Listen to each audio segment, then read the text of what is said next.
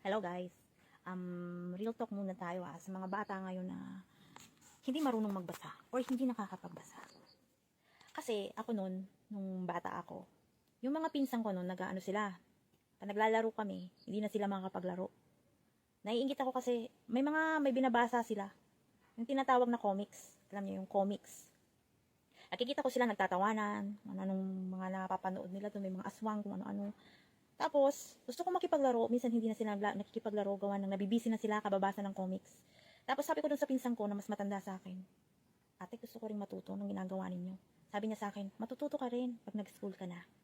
Tapos ako, hindi, gusto ko talagang matuturuan niyo ko. Kasi nga naiinggit ako. Naiinggit ng lola niyo. Di yun. Tinuturuan naman nila ako yung A and T at A and G hanggang doon lang. Tapos nang mag-kinder na ako, di ba yung mga teacher na nag-ano sila na may dinadala tayo ng mga parang booklet galing sa kinder. Tapos nagtitracing tayo ng mga letter nun. Kagaya ng C-A-T, cat. Tapos may nakadrawing doon na pusa. Tapos yun ang nanay ko noon, pagdating dito sa bahay, yun, tutok yun sa akin dati. Noon, tutok na tutok ang magulang. Titracing ako ng letter C-A-T. Ano yung ibig sabihin nun? Cat. Tapos pag hindi ko siya nabigkas kung ano yun, C-A-T lang, C-A-T ng C-A-T. Ang ginagawa ng nanay ko, kinukurot yung mata ko. Dapat daw matandaan ko kung ano yung sinusulat ko. Kinaumagahan, pag hindi ko naman yung nasabi kung ano yung sinulat ko gabi, may dala ni nanay ko yung 3 tingting, pinapalo yun sa akin, sa kurot na naman sa mata. Kaya mas nauna kong natutunan yung English, pagbabasa ng English, gaya ng cat, table, chair, open, close, yan, natutunan ko na yan noon, kinder, pagbabasa na ako ng English. Tapos, hindi ako nakapagtapos ng kinder noon. Nung mag-grade 1 na ako, yung mga teacher noon, merong malaking, anong tawag doon? Manila paper bang tawag doon? Yung malaki, na kulay yellow. Yun. Ang mga nakasulat naman doon is, every hapon, yun yung ano namin maghapon, ang gagawin mo lang magbasa. Pag umaga, iba yung gagawin nyo. Pag hapon, puro pagbabasahin simula alauna. Hanggang hapon basa. Anong kalagay doon? Oo, sa sisi, susu, babebi, bubu, kakikikuko, gano'n, mga gano'n. Tapos, pag sumunod ng ano na naman, yung mga kakikikuko, pag dudugtungin na yun, halimbawa, ba, at ka, baka, gano'n yung ginagawa. Tapos ako noon, mas natuto ako, Tagalog. Natuto na ako noon ng Tagalog, isa ko sa mga madaling natuto. Ang ginagawa ng mga teacher namin, pag hapon na, bago mag-flag ceremony, hindi kami pinaglalaro. Yung marunong nang magbasa, ang ginagawa, pinagtatatabi doon sa hindi mahina pang magbasa o hindi pa nakakapagbasa, tinuturuan yon, kukuha doon sa shelf ng mga maliliit na booklet din, na may mga drawing, tapos may mga dugtong-dugtong na ganyan.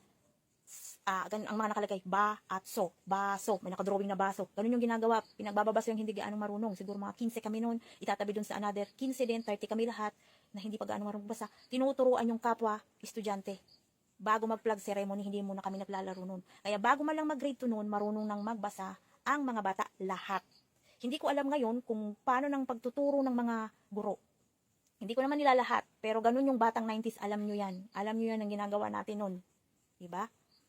Tapos, yung mga bata noon, walang ibang nakikita, mga libro, mga drawing na mga magagandang drawing sa libro, parang naiinganyo sila kung ano ang kwento doon. Ngayon, marami ng cellphone, kung ano na tablet, pindot ng pindot yung mga bata kahit hindi marunong magbasa, kung ano yung mga ginagawa nila doon. Saka yung mga magulang nun, tutok din sa mga bata. Ewan ko lang ngayon. Hindi ko alam kung anong ginagawa ngayon ng mga teacher, kung paano ang pagtuturo nila sa mga bata. Ganon. Ewan ko ngayon, kami noon din, nag-gardening kami, pagkatapos mag-garden, hinaharvest namin, elementary kami noon, hinaharvest namin yung mga ginardena namin, niluluto namin yon. Yung mga kamote, niluluto namin yon. Ngayon, sino na nag-garden? Mga magulang. Yung mga bata, ano nang ginagawa? Hindi ko naman kayo inaano, mga teacher ha, pati yung mga magulang. Yun lang kasi ang inaano ko kasi nakikita ko parang mas maganda pa rin yung approach ng pagtuturo noon sa amin kaysa ngayon. Kasi ang daming mga bata ngayon na hindi marunong magbasa.